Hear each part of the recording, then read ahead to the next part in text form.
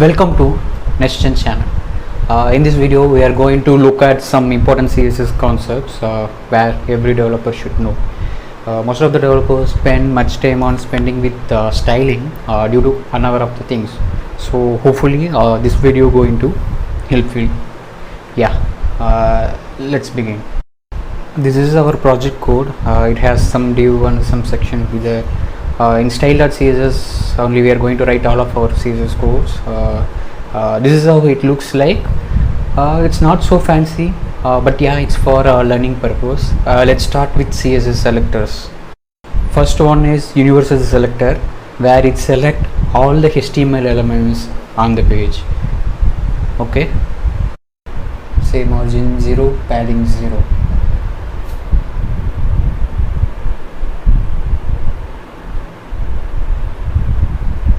You can see here margin and padding selected for all the HTML element for the page. Okay,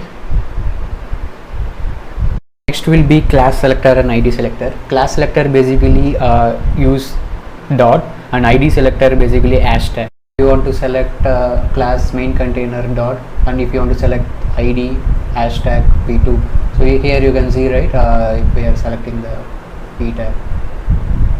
You say element selector. If you want to select some element, we'll say background color orange.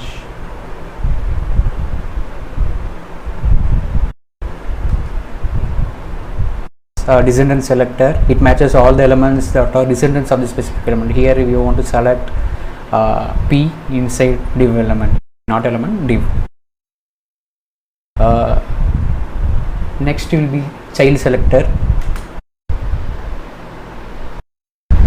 Here it only select the paragraph inside the div, not the section. Here you can see, right, because it will select only the child element.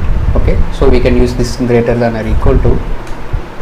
This pseudo class is used to basically define a specified state of an element. So we are using let's say hover. So if you want to hover the paragraph, it will apply. So let's choose some background color. Here you can see if I hover the paragraph, it will change automatically. Next is pseudo element.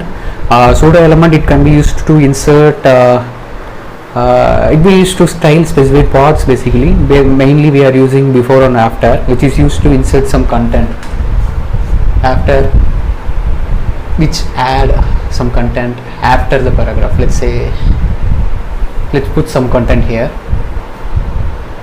give some background color. You can see, right, so after the paragraph it can add the content. Okay, so it will add inside the content only, it not takes any specific space. Actually it will happen inside the content.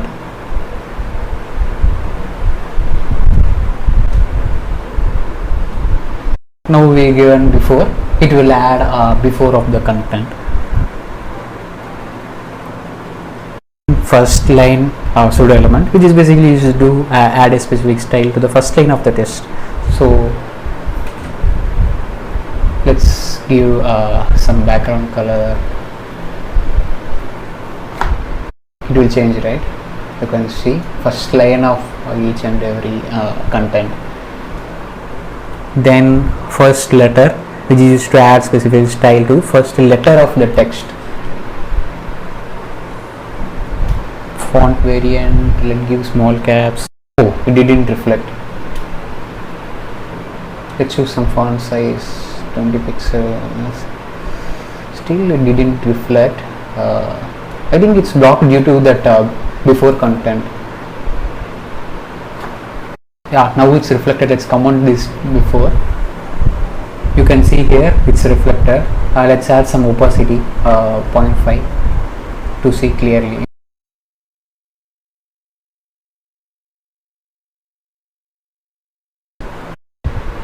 Now CSS Boss Model, which is essentially a box wraps every element. Let's say put some width here, padding 10 pixels, border 30 pixels. Put some color here. You can see here it's reflected.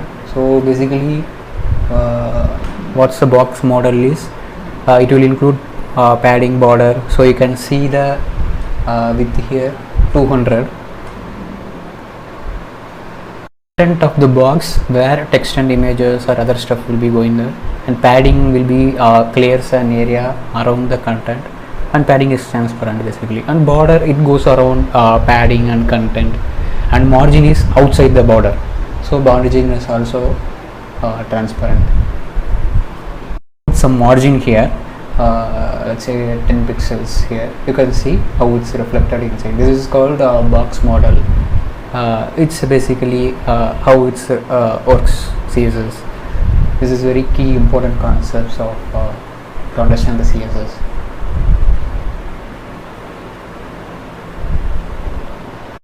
Now let's see box sizing. Box sizing property defines how the width and height of the elements are calculated.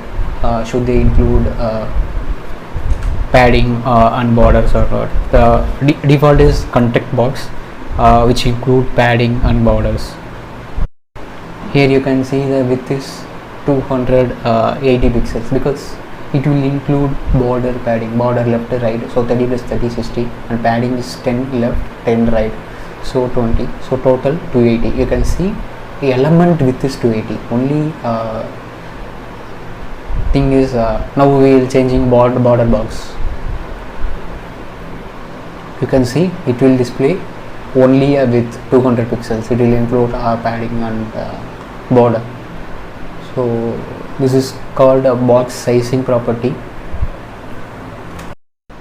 Yeah, that's all for this video. We will see other important CSS concepts like Unix, display, flexbox and grid in our next video. So please like and subscribe this video. If you found this video useful, share it with your friends. Thanks for watching.